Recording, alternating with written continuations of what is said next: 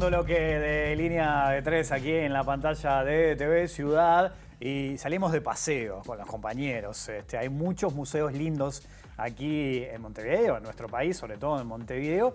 Y hay un museo del fútbol que tiene cosas interesantes. Yo no sé cuántos de ustedes que nos están mirando lo han visitado en este último tiempo, pero hay cosas interesantes. Y de hecho, esa fue una de las consignas de esta semana. Fuimos a ver en qué estaba el museo y hablamos con la gente de ahí y nos encontramos con distintas situaciones también, Vicky y Manu.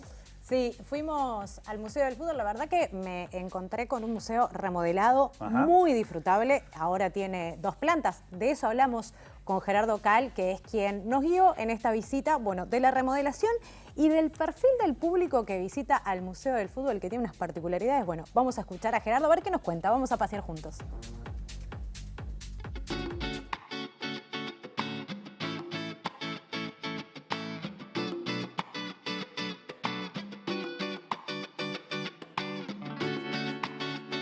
Es un proyecto de la Asociación Uruguaya de Fútbol, una inquietud.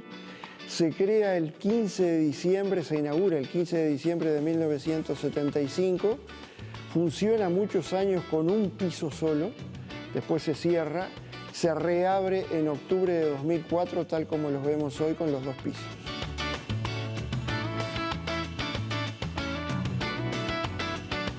Más que nada extranjero, el 95% son brasileños y el resto también es público de otros países, Chile, Colombia, Argentina, Paraguay, Bolivia, de Europa también, Francia, España, Italia, Alemania, de toda Europa y de los países de Asia, Japón, China, Vietnam, Corea, de la India, de Malasia, público de todo el mundo.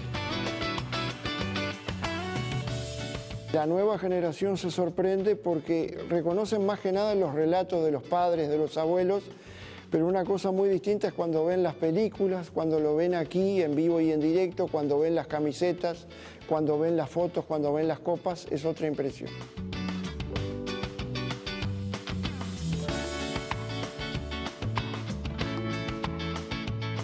Bueno, es interesante, ¿no? Lo que decía Cal, que aparte me imagino un museo que en esta última semanas de vacaciones debe haber sido visitado, más allá de que él agrega un detalle que es interesante y es que los turistas son los que vienen y dentro de ese porcentaje de turistas, el más amplio son brasileños, ¿no? Sí, brasileños y que vienen particularmente a buscar.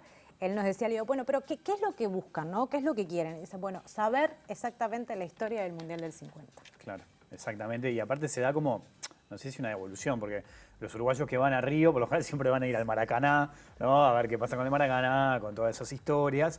Y los brasileños, sin embargo, vienen a Montevideo y quieren ir. Y van al Estadio Centenario para ver también qué se puede encontrar allí. Estaban hablando recién de Brasil, ¿no? Sí. Y ese 1950 tan especial y que incluso vi que en la recorrida el foco está bastante centralizado en ese maracanazo. Recordamos también que el 18 de julio, hace muy poquitos días, se celebraron los 92 años de la construcción del Estadio Centenario, que es donde se encuentra el Museo del Fútbol, que fue realizado en el 75, como bien contaba Vicky hace un ratito. Ahora les propongo ver y escuchar a Gerardo Cal, pero contando algunas particularidades de este paseo y bueno, de esa hazaña, de ese maracanazo y algunos recuerdos. Como lo de Barbosa, por ejemplo, el arquero, lo vemos.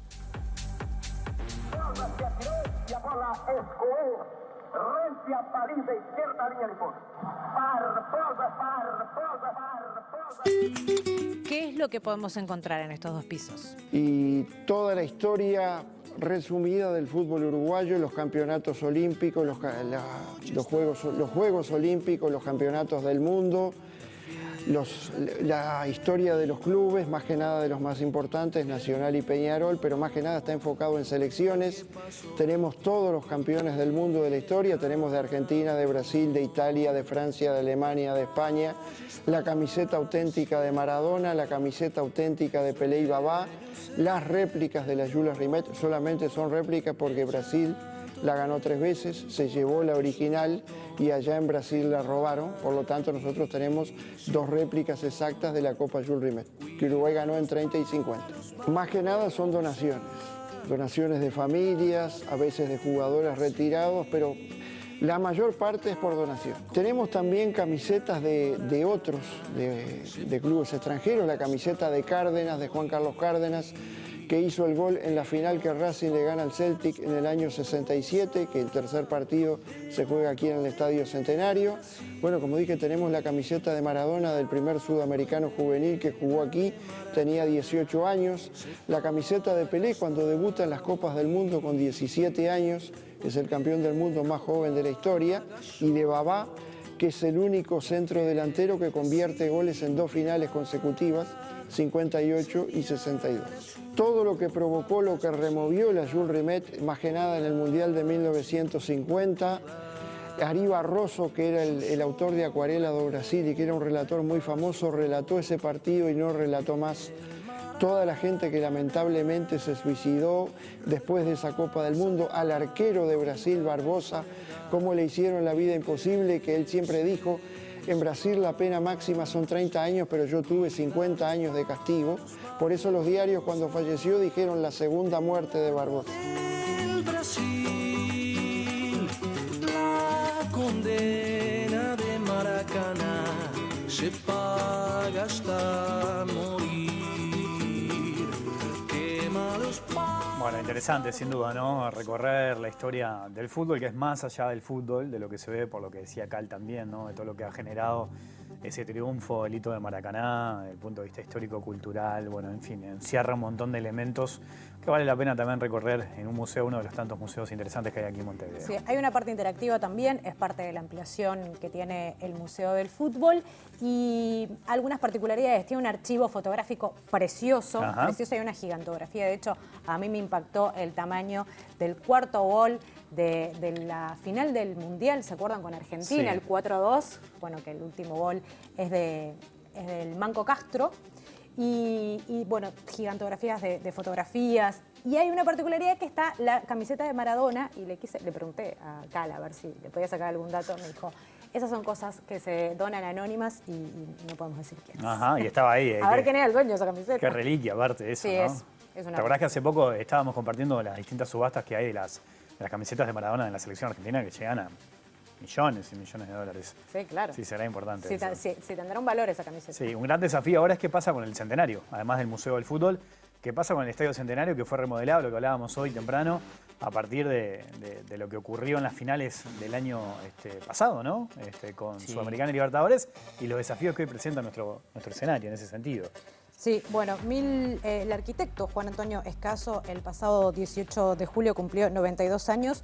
Un estadio que se construyó, ahí vemos imágenes, está precioso, la verdad. Son actuales. Sí, esos son de esta actuales. semana, ¿no? Se construyó en 9 meses y tuvo el primer mundial de fútbol de la historia. Se jugaron varios partidos en el Parque Central y en el Estadio de los Pocitos. Bueno, cuenta la historia que el estadio se estrenó con el pavimento fresco todavía por la lluvia. Sí, porque en 9 meses de esa creación del arquitecto Escaso que mencionaba recién Vicky, tuvo esa particularidad, ¿no? Las inclemencias del tiempo que provocaron que se estrene con el pavimento fresco y bueno, que llevó también a tener varios partidos en el Parque Central y también en el Estadio de los Pocitos, lo que era la cancha de Peñarol. En 1983 recordamos que fue declarado por la FIFA como Monumento Histórico de Fútbol Mundial. Y bueno, hay un dato súper interesante, Vicky, que es que Uruguay, la selección mayor, cada vez que jugó allí, no perdió, incluso ganó cada vez que organizó un evento en el Estadio Centenario. Recordamos, además del 30, el Mundialito del 80, que lo gana Uruguay, y las Copas Américas del 42, el 56, el 67, y bueno, y la última que recordarán, la del año 1995. Bueno, ahí vemos lo que les decía hoy, por ejemplo, ¿no? El Preciosa estado la del cancha, campo, ¿no? que está realmente muy lindo, por lo menos lo que pude percibir el día que estuve ahí. Bueno, se están dando una serie de remodelaciones. Se dio a través de las finales de Conmebol de Libertadores y Sudamericana y se piensa obviamente en el Mundial 2030 porque está esta lucha por poder organizar el Mundial aquí en organización con Argentina, Paraguay y Chile sin lujos, sustentable y transparente, fue lo que dijo el secretario nacional del deporte Sebastián Bauza respecto a estas remodelaciones. Después hay otro punto, Will, Vicky, que creo que puede ser necesario, puede estar interesante para plantearse, que es ¿cómo hacemos para que esto sea sustentable? Porque si recordamos, hace unos 3 años, en el año 2019, tenía un déficit de $100.000 por mes y lo que estaba sucediendo es que los equipos grandes no lo estaban utilizando el Estadio Centenario. ¿Por qué? Porque aparece el Estadio Campeón del Siglo y porque los equipos que no son ni Peñarol ni Nacional empezaron a llevar a los equipos grandes a su cancha. Entonces el uso era muy poco, era muy reducido y tienen que buscarle la vuelta y los desafíos para poder buscar otras formas de ingreso, como ha sucedido en este último tiempo, por ejemplo, con algunos conciertos que se han organizado. De hecho, ni siquiera ahora los clásicos se van a jugar allí, al menos los que son de apertura y clausura, porque los grandes van a ser locales. Peñarol ya lo fue en el Campeón del Siglo, Nacional va camino a eso, a hacer en este clausura local en el Parque Central. Por lo tanto, va a quedar el Centenario, por ejemplo, la final del miércoles,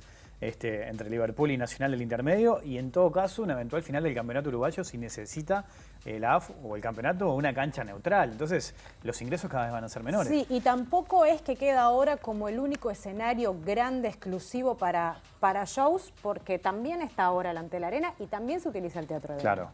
De todas maneras, como para hacer un repaso para plantear cómo fue ese transcurrir de los conciertos, el primero fue en el año 1973.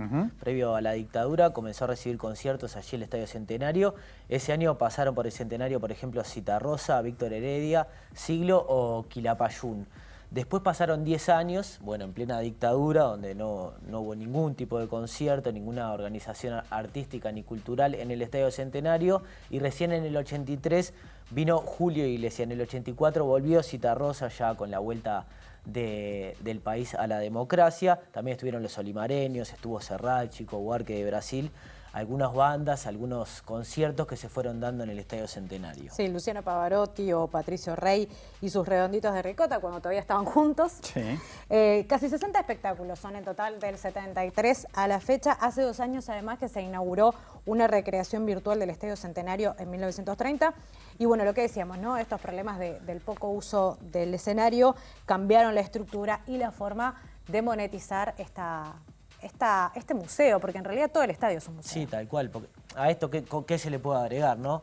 Que además de las gestas deportivas que se construyeron en el Estadio Centenario, en el Museo de Fútbol, en todo su entorno, le podemos agregar que también fue un espacio para el desarrollo artístico e incluso para algunos actos políticos que también se han dado allí. Claro, 2 veces Paul McCartney, una de los Rolling Stones también, dentro de artistas consagrados que vinieron al Uruguay a tocar en Montevideo. Y tiene el también mega evento de los 100 años de la Comparsita. Bueno, ni que hablar, ni que hablar. Y tiene que ver también con el contenido que vamos a desarrollar en el tercer bloque, ¿no? Cuando hablamos de la Maravilla Negra, de José Leandro Andrade, que fue protagonista de uno de los partidos del Mundial del 30. Sí, en el estreno de Uruguay, incluso en ese partido contra Perú en el año 1930, José Leandro Andrade fue titular. Ajá. Y vamos a estar hablando de eso en la entrevista central de hoy de Línea de 3. Exactamente. Una cantidad de misterios que lo envuelven, Andrade. Bueno, en eso nos vamos a meter después de la pausa, el vínculo entre el fútbol y el teatro. No se vayan, ya sigue Línea de 3 aquí en la pantalla de TV Ciudad.